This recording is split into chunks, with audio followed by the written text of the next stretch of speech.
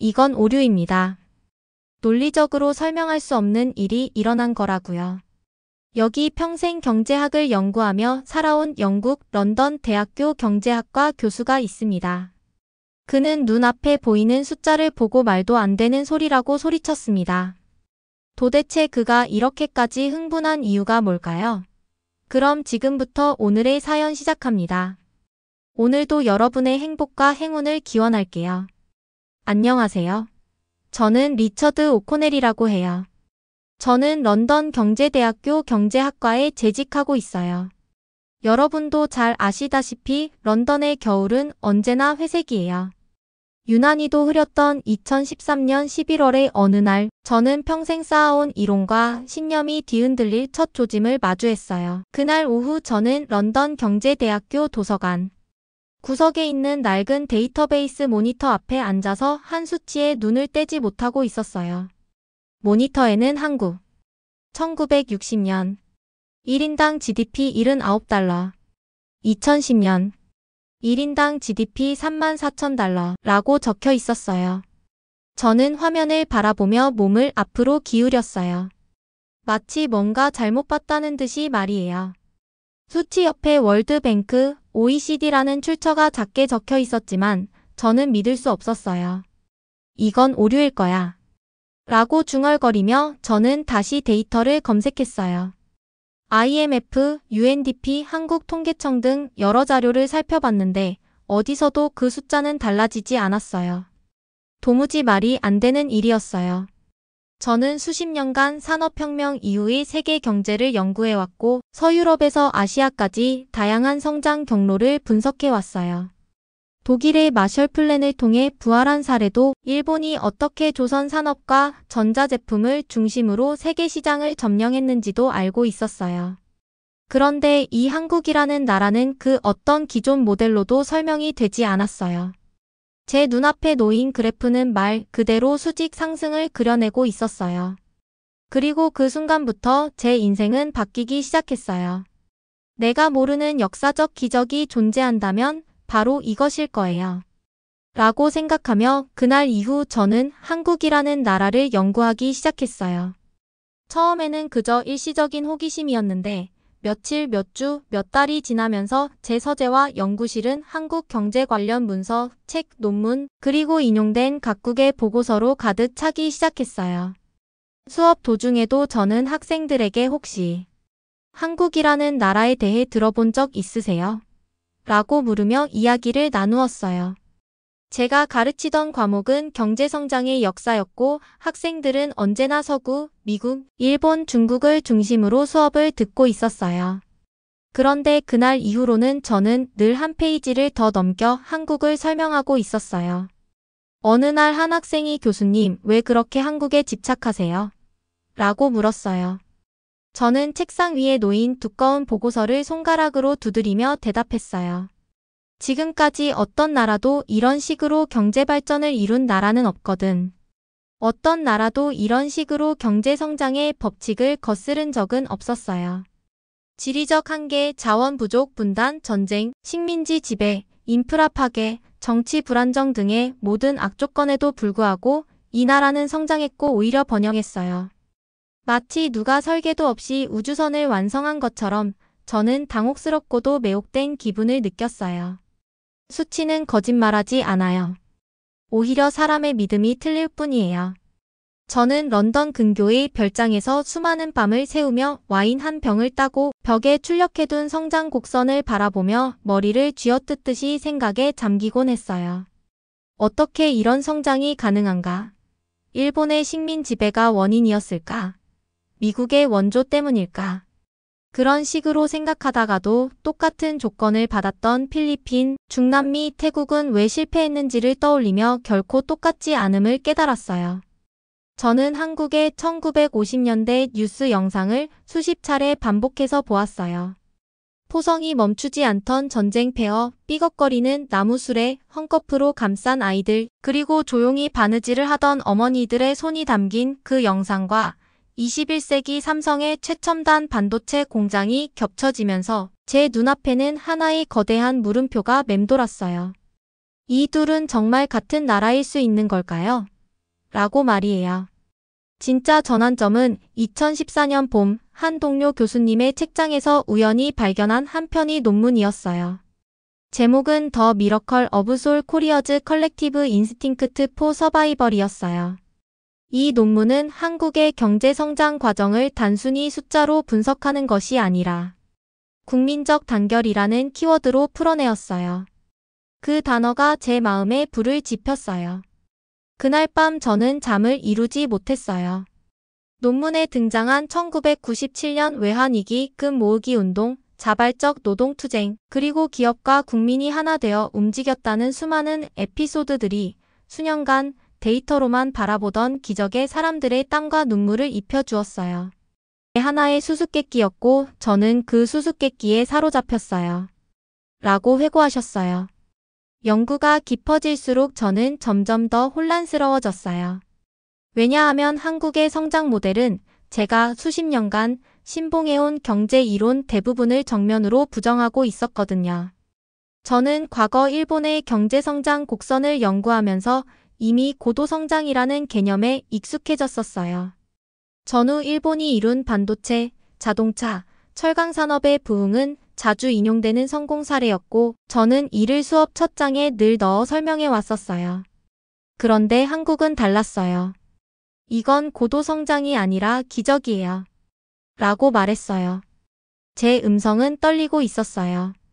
1950년대 초 한국의 1인당 GDP는 아프리카 최빈국 수준인 79달러였고 전 세계 100위 밖이었어요.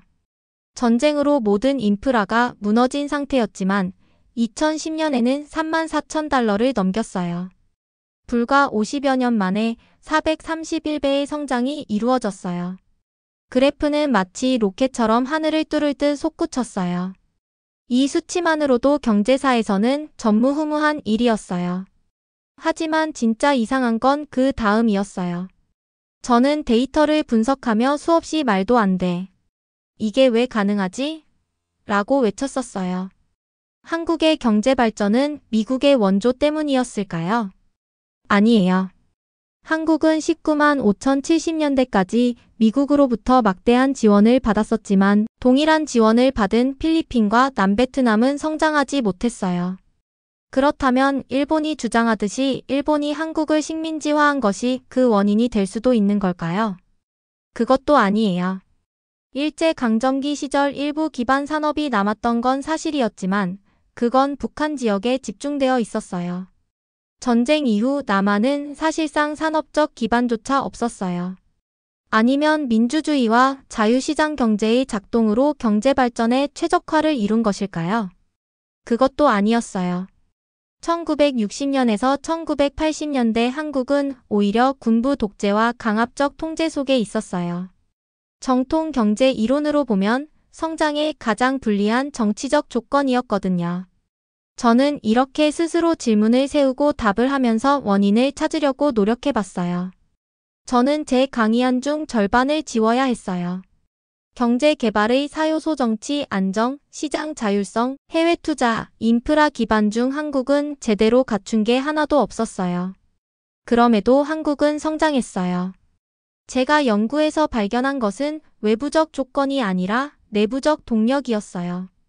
그리고 그 내부 동력은 매우 낯선 것이었어요. 그것은 집단적 생존 본능, 그리고 무조건 뭉치는 힘이었어요.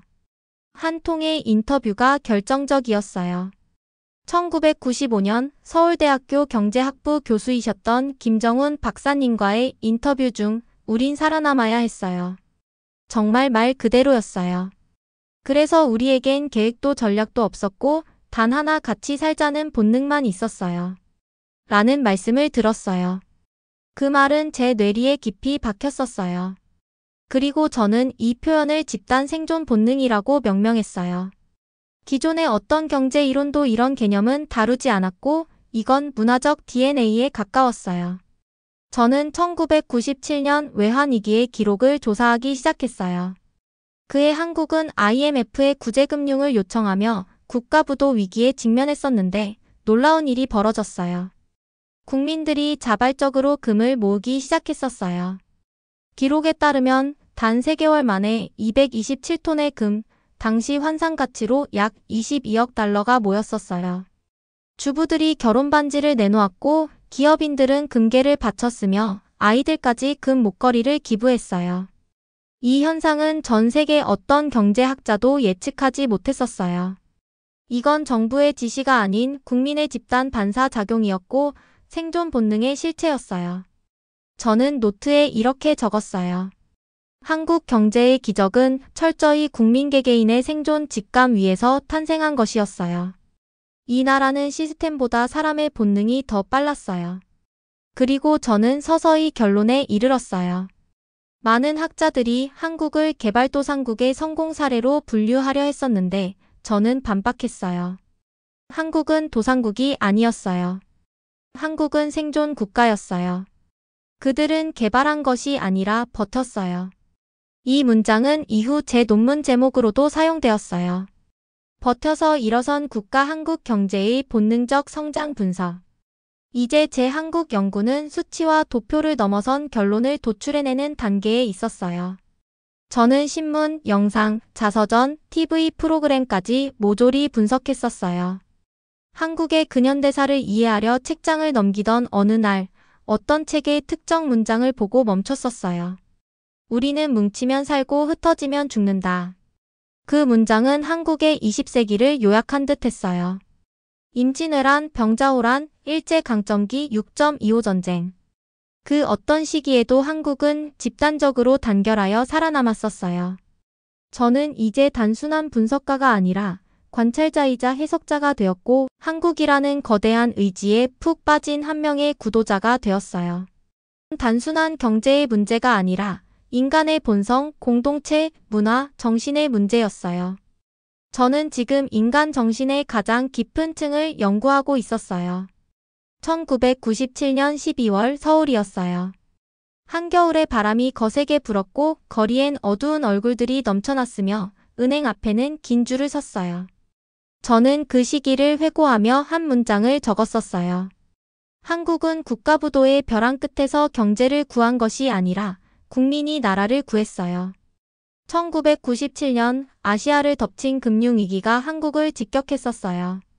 수출은 급감했고 외환 보유고는 고갈되었으며 정부는 IMF 국제통화기금에 구제금융을 요청했고 한국은 사실상 국가적 파산 상태에 빠졌었어요. 기업들이 줄줄이 무너졌고 수십만 명이 하루아침에 일자리를 잃었으며 가정의 불이 꺼지고 거리엔 노숙자가 넘쳐났었어요. 저는 당시 영국의 파이낸셜 타임즈에 실린 헤드라인 기적의 종말을 알리는 듯한 제목이었어요. 하지만 저는 말씀드렸어요. 그 기적은 끝나지 않았고 진짜 기적은 그때부터 시작되었어요. 위기의 정점에서 정부가 낸 슬로건은 단 하나였었어요. 금 모으면 나라가 산다. 어느 날 아침 TV 뉴스에서는 서울 시민들이 줄을 서서 금반지, 팔찌, 목걸이, 심지어 금리까지 내놓는 장면이 흘러나왔었어요. 저는 이 장면을 처음 봤을 때 TV가 잘못된 줄 알았었어요. 학자로서 전 국민이 보석을 내놓는 행동이 이해되지 않았었는데 이것이 바로 한국인의 본능, 함께 살아야 한다는 DNA의 발현이었어요. 이 반지는 제 남편의 유산이에요. 서울 강남의 한 은행 지점에서 머리를 하얗게 물들인 노부인이 조용히 반지 하나를 꺼냈었어요. 그것은 6.25 전쟁 중 남편이 전장에서 돌아오기 전 아내에게 건넨 유일한 유산이었어요. 직원이 조심스럽게 정말 맡기셔도 괜찮으세요? 라고 물었었는데 그녀는 이 반지보다 나라가 더 오래 살아야 해요. 라고 말씀하셨었어요. 저는 이 장면을 나중에 인터뷰로 접하고는 멍하니 화면을 바라보았고 논문에 넣을 수 있는 언어가 아니다. 라고 제 일기에 적었었어요. 초등학교 운동장에서 선생님의 안내 방송이 끝나자 아이들이 335 모여들었었어요. 작은 손에서 반짝이는 목걸이, 귀걸이, 세뱃돈 봉투가 모였고 아이들은 우리도 나라 도울 수 있어요. 라고 외쳤었어요. 어느 학부모는 집에 돌아와 몰래 울었었어요. 가족조차 감당하기 어려운 경제위기 속에서 아이들은 국가를 먼저 생각했었어요. 이 장면은 제 논문에 실린 유일한 사진이었어요. 한 소년이 양손을 가지런히 모아 작은 반지를 건네는 장면이었고 그 사진 아래에는 국가주의는 권력에서 나오는 것이 아니라 존경과 사랑에서 나온다라고 적혀 있었어요. 삼성, 현대, LG 등 대기업들도 수백 킬로그램 단위의 금괴를 정부에 맡겼었어요. 자산이 급격히 줄어드는 와중에도 그들은 회사를 살리는 것보다 국가를 살리는 것이 우선이라고 판단했었어요. 저는 기업인들과의 인터뷰에서 우린 국민이 없으면 존재하지 않아요. 그들이 우리를 키웠고 우리가 그들에게 보답할 차례예요. 라는 말씀을 들었었어요. 이 대목에서 저는 한국 기업이 단순한 이윤 집단이 아니라 국민적 공동체의 일부라는 사실을 처음 깨달았었어요.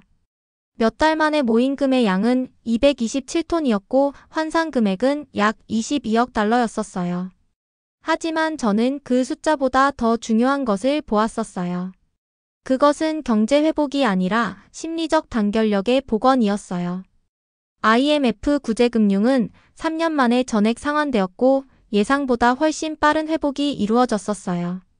세계는 놀라고 언론은 이를 더 코리안 컴백 혹은 더 미러컬 리리턴이라 불렀었어요. 하지만 이것은 기적이 아니라 의지의 기록이에요. 한국은 구걸하지 않았고 스스로 자신을 다시 세웠어요.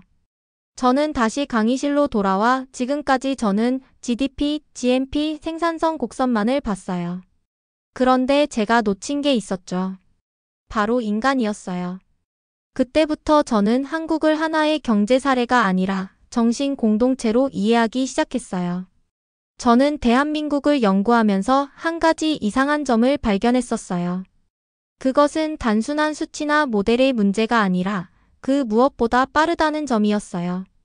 저는 2015년에 서울을 처음 방문했었는데 비행기에서 내리자마자 공항에 입국 수속 수화물 찾기, 택시 배차가 올 말도 안 되게 빨랐었어요. 호텔 체크인조차 3분 만에 끝났었고 엘리베이터는 제가 버튼을 누르기도 전에 도착했으며 편의점 계산대에서는 안녕하세요. 인사가 끝나기도 전에 물건이 포장되었었어요. 한국은 움직이는 것이 아니라 이미 움직이고 있던 것처럼 행동하는 나라였어요. 저는 기업인들과의 인터뷰에서 모두가 빨리빨리 해야죠. 라는 단어를 반복하는 것을 발견했었어요. 현대자동차의 R&D 책임자께서는 신모델 개발에 24개월 걸린다고요? 우리는 12개월 안에 끝냅니다. 아니, 끝내야 합니다. 라고 말씀하셨었고 삼성전자 연구원께서는 회의실에서 경쟁사보다 빠르면 이깁니다. 느리면 뒤처져요. 그게 전부예요. 라고 설명하셨었어요. 그 말은 저에게 큰 충격을 주었었어요. 서구에서는 속도가 효율을 높이는 수단이지만 저는 OECD 통계를 뒤지면서 2000년대 초반 한국의 연간 노동시간이 2500시간을 초과하고 있었음을 알게 되었었어요. 비교해보면 영국은 약 1700시간, 독일은 약 1600시간, 프랑스는 약 1500시간이었는데 한국은 이들보다 약 1000시간 이상 더 일했었어요. 이는 단순한 산업 구조의 차이가 아니었어요.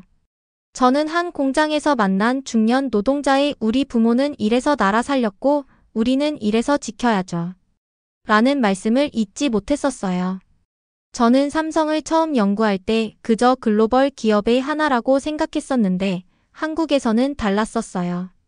삼성, 현대, LG, SK 등 이들 기업은 국민에게 단순한 브랜드가 아니라 우리 기업 가족 같은 존재였어요.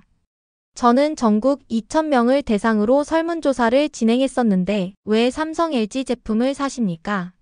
라는 질문에 응답자의 73%가 우리나라 기업이니까요. 라고 대답한 것을 보고 충격을 받았었어요.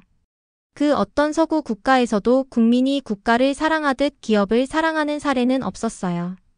한국 사람들에게 일은 곧 애국이었어요. 한 택배기사와의 대화가 제 생각을 완전히 바꿔놓았었어요. 힘들죠. 하지만 제가 배달을 늦게 하면 그 손님이 불편해지잖아요. 그게 쌓이면 나라가 늦어지는 거라고 생각해요. 라는 말씀을 들으며 저는 이게 단순한 직업 윤리가 아니라 국가의 감정선임을 깨달았었어요. 저는 포스코 POSCO 설립 과정을 연구하면서 또 하나의 한국식 속도에 감탄했었어요. 1968년에 계획을 수립하고 1970년에 공사를 시작하여 1973년에 첫 제품 생산이 이루어졌고 단 5년 만에 세계적인 제철소가 완공되었었어요. 저는 자료를 읽으며 눈을 의심했었어요. 이건 독일도 미국도 일본도 못하는 일이에요. 한국은 계획을 실행으로 옮기는데 생각보다 행동이 먼저인 나라예요. 한때 서구 언론에서는 한국의 빨리빨리 문화를 우스꽝스럽게 묘사했었어요.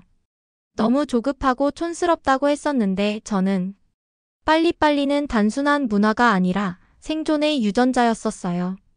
저는 결론지었었어요. 한국은 느긋한 성장을 견딜 시간이 없었던 나라였다.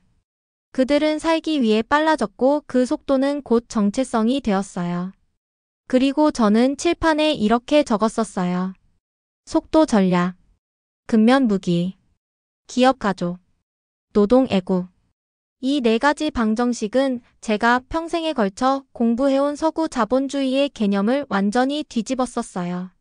저는 예전에 한번 평택에 위치한 미군 기지에서 미국의 한 고위 장군을 인터뷰할 기회를 가진 적이 있었어요. 인터뷰 주제는 매우 간단하면서도 본질적인 질문이었어요.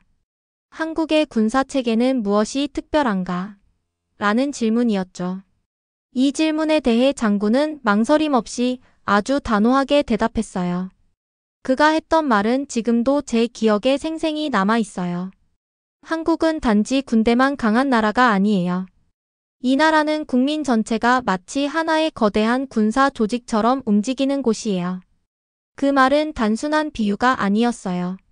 시간이 지나면서 그 말이 의미하는 바가 무엇인지, 그리고 왜 그렇게 표현했는지를 직접 체감하게 됐어요. 저는 한국 남성 대다수가 거의 2년에 가까운 시간 동안 의무적으로 군 복무를 한다는 사실을 알고 큰 충격을 받았어요. 처음에는 단순한 호기심에서 이런 질문을 던졌어요. 왜 그렇게까지 철저한 군사 훈련을 받아야 하나요? 제 질문에 대해 어느 한 예비역분은 짧고도 강력한 대답을 주셨어요. 전쟁이 아직 안 끝났잖아요. 그 짧은 문장 한 줄이 한국이라는 나라의 현실을 일깨워줬어요. 한국은 여전히 전쟁이 완전히 끝나지 않은 분단국가였던 거예요.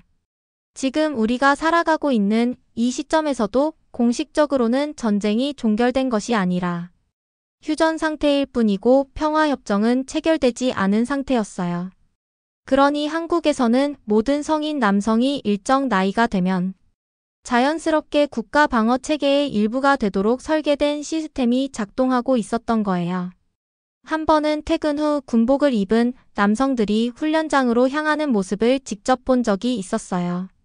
그 장면을 목격하고 저는 한동안 말문이 막혔어요. 더 놀라웠던 건 많은 시민들이 이와 같은 예비군 참여를 단순한 의무가 아니라 자부심으로 여기고 있다는 점이었어요. 어느 한 시민은 저에게 이렇게 말했어요. 만약 나라가 위급한 상황에 처하게 된다면 저는 무기를 들고 싸울 수 있어야 해요. 국가라는 공동체를 지키기 위한 준비와 의지가 시민, 개개인에게 이토록 깊이 새겨져 있다는 사실이 인상 깊었어요. 이러한 국민적 대응력은 단지 군사적인 상황에만 국한된 것이 아니었어요.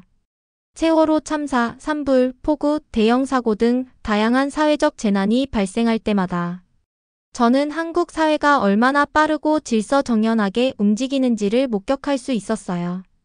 위기 상황 속에서도 시민들은 스스로 줄을 맞춰 움직였고 자원봉사자들은 조직적으로 현장에 투입됐으며 전체 국민이 마치 하나의 전술적 유닛처럼 반응하는 모습을 보여줬어요.